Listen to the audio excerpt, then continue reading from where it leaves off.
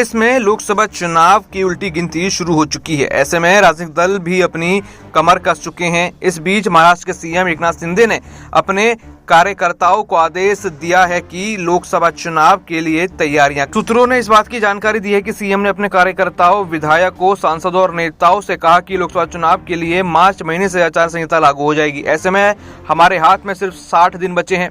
सूत्रों के मुताबिक सीएम ने एनडीए में मजबूती के साथ चुनाव लड़ने के आदेश यहां पर दिए हैं। उन्होंने कहा, हमें 48 सीटों पर लड़ना है और एक महागठबंधन के रूप में जीतना है। इस बीच सीएम शिंदे महाराष्ट्र के दौरे पर निकलेंगे। उनका दौरा 6 जनवरी से शुरू होगा। इसको लेकर शेड्यूल जारी हो गया। 6 जनवरी को यवतमाल, वाशिम और रामटेक, 8 जनवरी अमरावती और बुल्ढाणा, 10 जनवरी हिंगोली और धाराशिव, 11 जनवरी परभणी और संभाजीनगर, 21 जनवरी शिरूर और मावला, 24 जनवरी रायगढ़, रत्नागिरी और सिंधुदुर्ग, 25 जनवरी शिरडी और नासिक और 29 जनवरी को कोल्हापुर में रैली करेंगे। शिवसेना की 2 दिन की बैठक कोल्हापुर में होगी।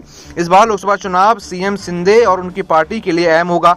सत्ता में काबिज होने के बाद सीएम शिंदे का यह पहला लोकसभा चुनाव होगा। उद्धव ठाकरे से अलग होने के बाद महाराष्ट्र में बीजेपी और अजित पवार गुट की एनसीपी के साथ मिलकर सरकार चला रहे हैं। अभी इन तीनों दलों में सीटों का बंटवारा नहीं हुआ है। पिछली लोकसभा में बीजेपी सबसे बड़ी पार्टी बनकर उभरी थी। लोकसभा की कुल 48 सीटों में से